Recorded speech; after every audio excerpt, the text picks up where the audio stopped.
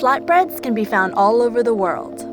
And in Chengdu, there's a grandma who's been making them for the last 10 years, stuffing them with dozens of fillings. Her signature ingredient, bean starch jelly noodles.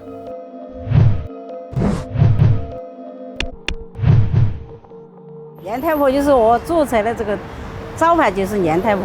我的实名制就叫年银花。说实话，我是没有文化的人，我只是说我想到什么说什么。Her specialty is liangfen guo kui, a dish with traditional roots in Nantong, a city that's about 140 miles east of Chengdu. 我们的锅盔是没有油炸的，它是干香的，它是脆的，但是很多人做不出来这种。所以说我们的锅盔这么畅销，大概一天平均一天哈，那么是就讲这个平常哈，2000多个，哎，如果是节气上可能就是3000个都对。10 years ago, Grandma Yan taught herself how to make pies by watching another vendor. 我就问他，我说你这个是什么东西做出来的？然后他就告诉了我，我就回家去，慢慢的就摸索嘛。比如说，我先把这个坨子扭出来，那么要把它搓成条子，然后要把它弄出来。那弄出来过后要把它打好，没有打好也不行。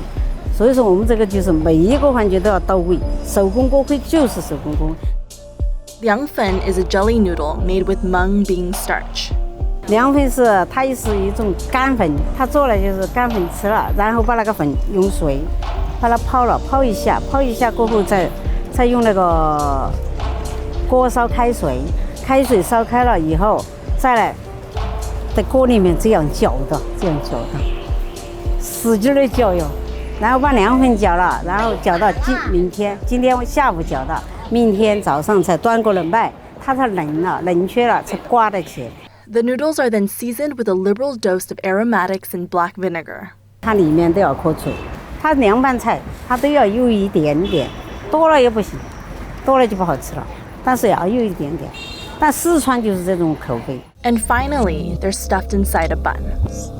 我做了10年了，可以这样说，没有出过什么皮。每天早上6点起床，然后买肉买菜，最幸福的就是天天排队呀。这些台子，所有的台子全部是坐满的。因为外国人吃我们的吃的都是随时，那就是刚开始他们比这个，我不晓得是啥子，我不懂的，我不知道他们这个是什么东西啊。后来我问他们，我说他们比这个是什么啊？他们说你这个做得好，我肯定要把它做好，要向全球推广。因为有10年了，我有经验了，我有做了，什么东西我都有经验了，所以说我这个东西我就不怕了。